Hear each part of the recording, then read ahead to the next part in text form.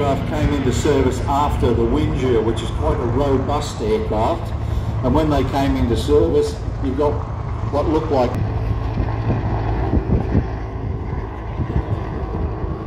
Ladies and gentlemen, I'd like to introduce you to Mick Paul, who did that demonstration of streamer strafing in the Tiger.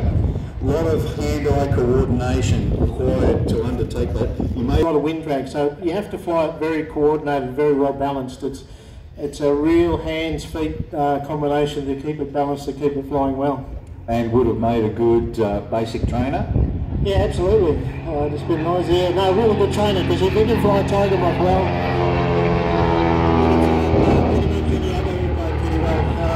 this one particularly, this one set up as it would have been back in the early days, so you would notice I shut it down out there. Win and off you go. Just taxiing out and down there was a bit of a struggle too. You nice big wide turns just to get the thing to go around the corner. It's going to get very noisy here in a second as this Trojan takes off.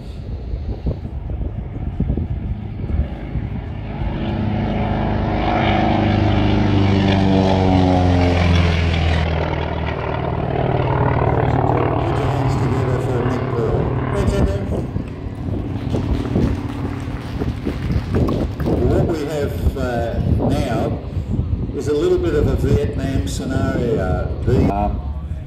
The first aircraft you see there is the Cessna O1 Bird Dog.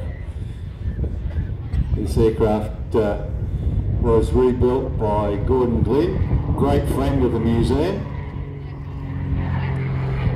and although it's wearing Thai Air Force markings, this aircraft was one of the 2 aircraft allocated to the Air Element Commander who was based in Huey City.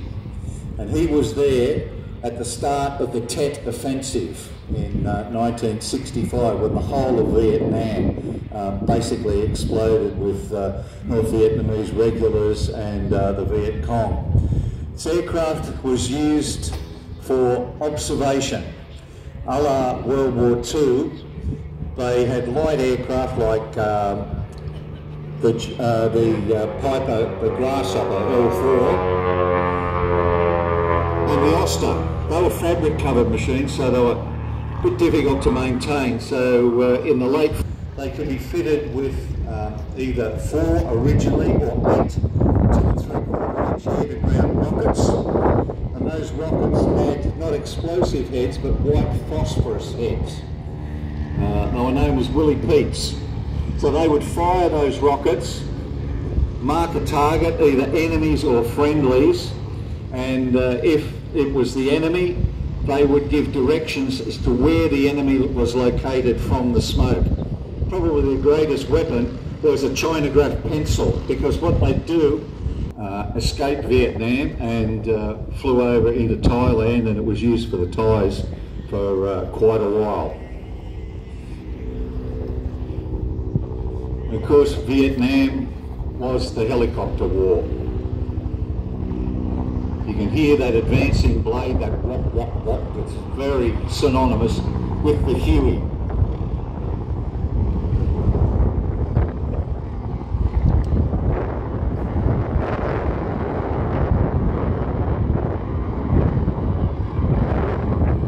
Huey was the first gas turbine powered helicopter in the US inventory.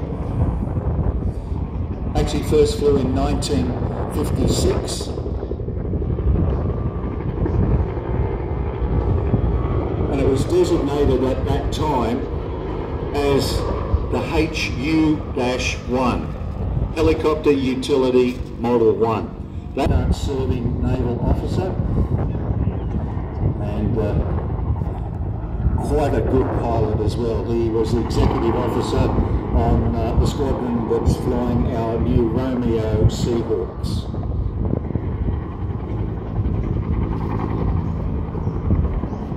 Over 7,000 of these went to Vietnam. Not only did 9 Squadron operate up there, but also the Australian Navy. We had the Navy helicopter flight, 60 of these with the RAAF, and about 7 with the Navy. And Navy pilots understand why the Vietnamese could actually hear them and know where they were coming from. That's only one. You'd imagine 16 or 20 of them going at full tilt into a combat area.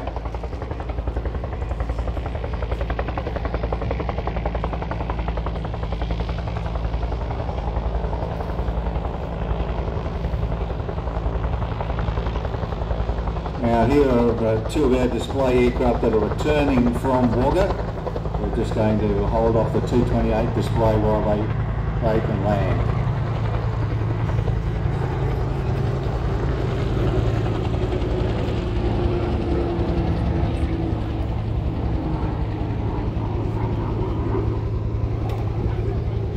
We're away, flown back.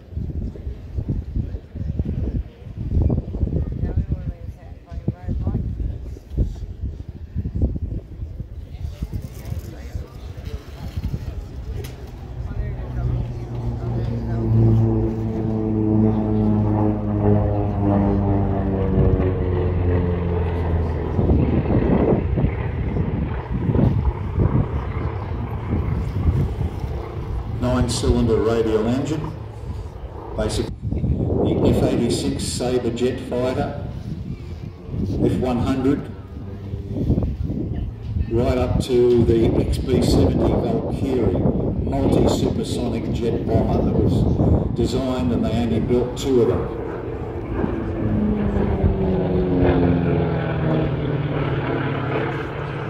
The T28, T for trainer, was designed to actually supplant 120 cubic inches.